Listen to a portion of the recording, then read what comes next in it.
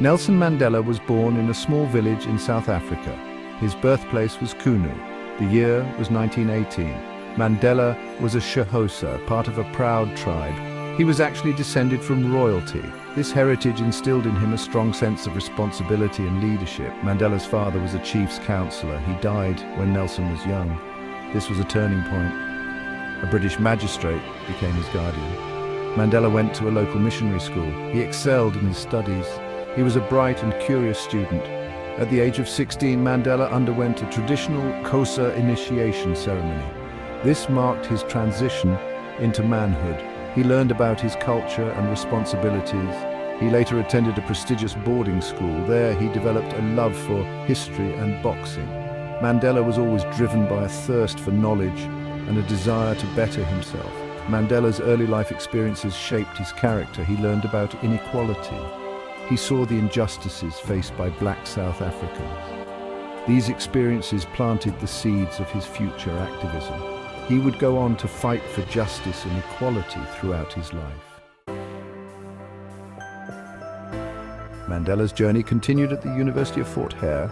He went there to study law in 1939. This is where his political consciousness truly blossomed. He encountered students from diverse backgrounds. They discussed politics and social issues. Mandela became increasingly aware of the racial segregation and discrimination that plagued South Africa. This was the system of apartheid. It denied basic rights to black South Africans. Mandela felt compelled to act. He couldn't stay silent in the face of injustice. He joined the African National Congress, the ANC, in 1944. The ANC was a political organization. It fought against racial discrimination. Mandela quickly rose within the ranks. He became a leader in the ANC Youth League, the ANCIL. The ANCIL advocated for more radical action against apartheid. Mandela's passion and eloquence made him a powerful voice. He inspired others to join the struggle. He participated in protests and demonstrations. He challenged the oppressive laws of the apartheid regime. He knew that freedom would come at a cost. The government responded with increasing brutality. They harassed, arrested, and imprisoned activists. Mandela refused to be intimidated. He knew that the fight for freedom was just beginning. He was willing to sacrifice everything for his beliefs.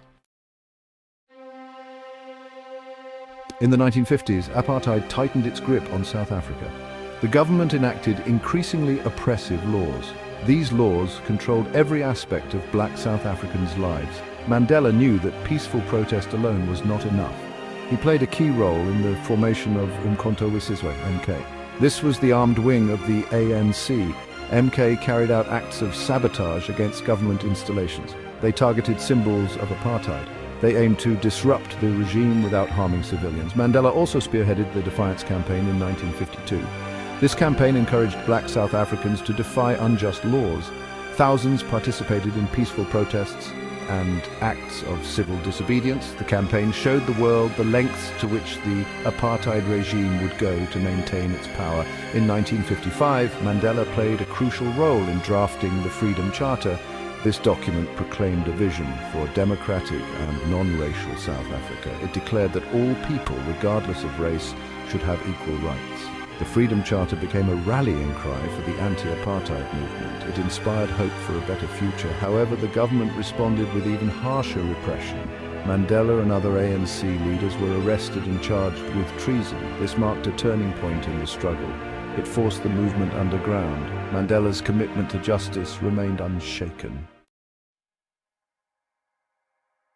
A prisoner of hope, Mandela's years on Robben Island and beyond. The Rivonia trial began in 1963. Mandela and his comrades faced serious charges. These included sabotage and conspiracy to overthrow the government.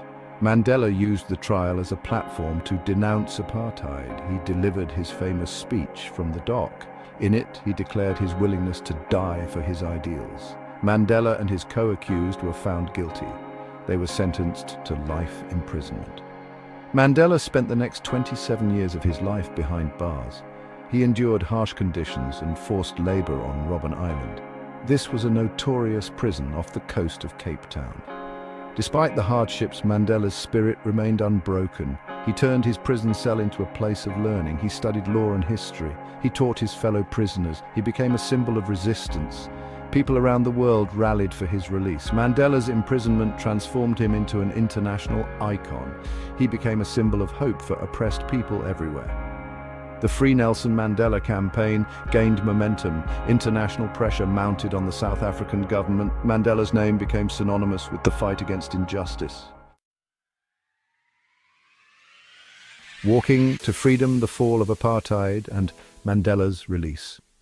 Throughout the 1980s, the anti-apartheid movement gained strength. International sanctions against South Africa intensified. The country faced economic isolation. Within South Africa, protests and unrest became increasingly common. The apartheid regime began to crumble under the weight of its own contradictions. In 1990, after years of campaigning and negotiations, Nelson Mandela was released from prison. His release was a momentous occasion. Millions around the world celebrated. It marked a turning point in South African history. The world watched in awe as Mandela emerged from prison. He held his fist high in a gesture of triumph. Mandela's release paved the way for the dismantling of apartheid. He immediately called for peace and reconciliation. He urged his followers to lay down their arms. He engaged in negotiations with the government. He played a crucial role in the transition to a democratic South Africa. Mandela's leadership was instrumental in preventing a bloodbath. He showed remarkable forgiveness towards his former oppressors. He believed in building a nation based on unity and equality. His vision inspired the world.